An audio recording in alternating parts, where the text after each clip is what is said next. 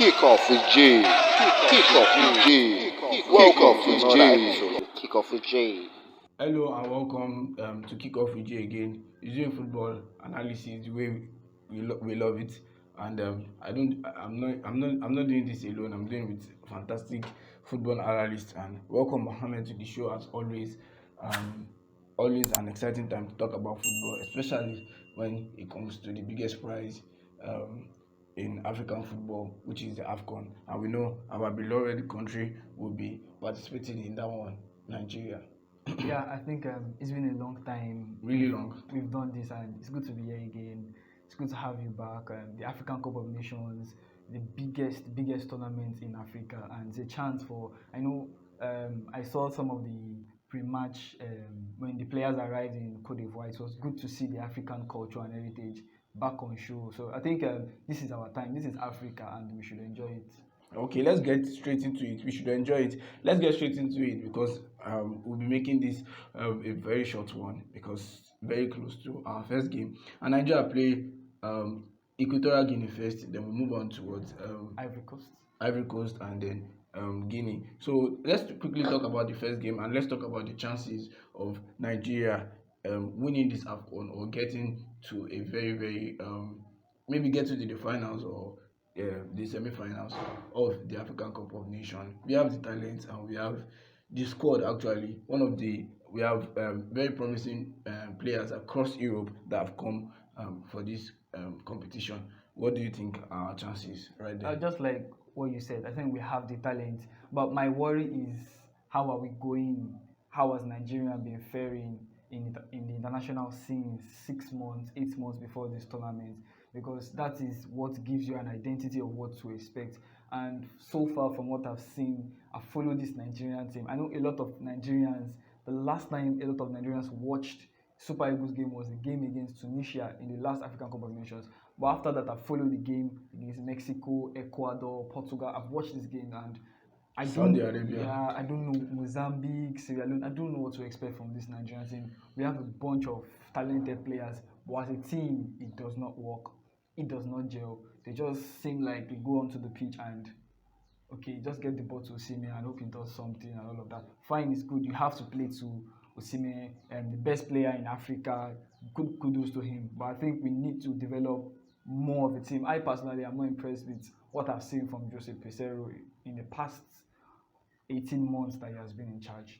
Yes, especially the coach need to have been critical about the style of play, and again how light we can be in the midfield. Again, another place that has not really been solved before we went to this Afcon was the goalkeeping aspect. We've seen how Israel has cost us games over and over again, and this man still keeps in his trust. And he's most likely going to be the number one. Yes.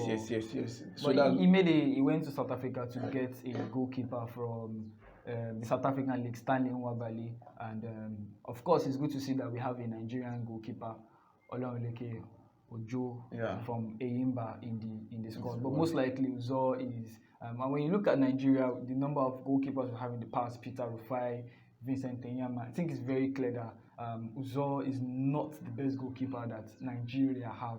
And over the years, the errors have been piling up, little mistake. Although the goalkeeping position is a very difficult position, you make a mistake and you're on the spotlight.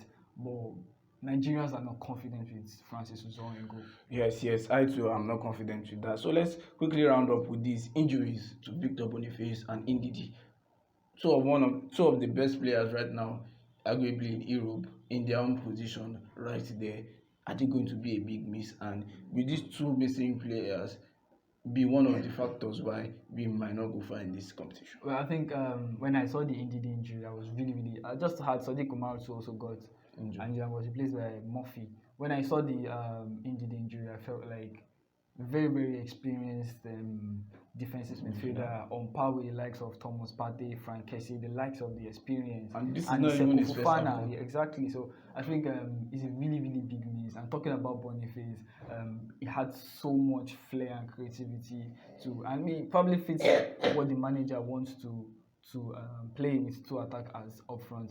But it's a really big miss for for the Super Eagles of Nigeria. But this is not only Nigeria. Sebastian Ola is going to miss the game tonight for Ivory Coast too. So I think it's the season. The season has been so much. We've seen it in top football. So many injuries to players.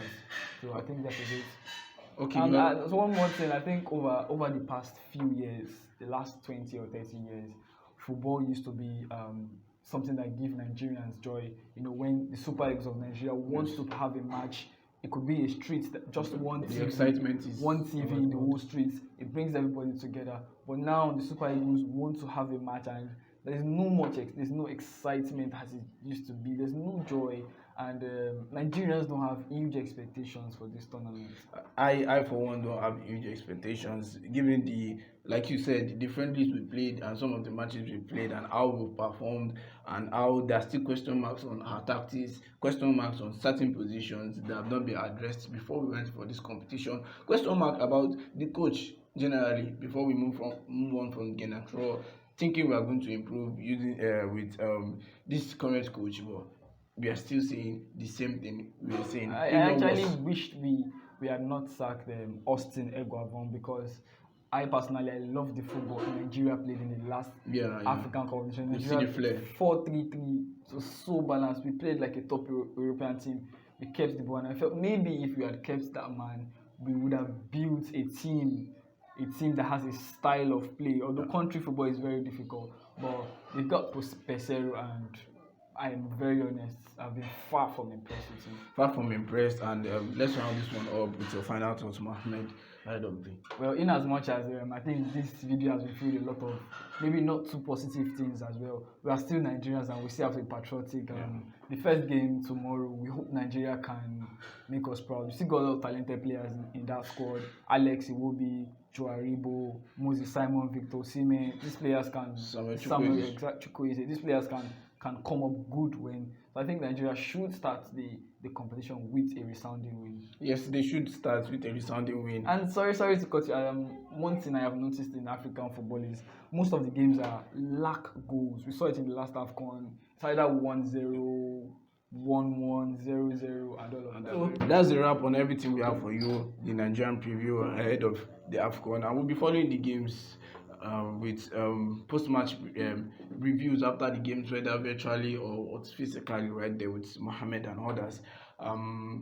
Our expectations are not that high for me, but I hope Nigeria can go all the way. It is one of the best things ever, one of the best feelings ever, if Nigeria can also get to the Afcon final. Once again, we have one of the best player right there in Africa. All we just need is to play as a team and to win our games. Final thoughts, Mohammed. The slogan is "Let's do it again." So let's see if Nigeria can actually do it again. Yeah. Thank you very much, and please do like and subscribe our videos. Very important for the growth of the channel. Thank you.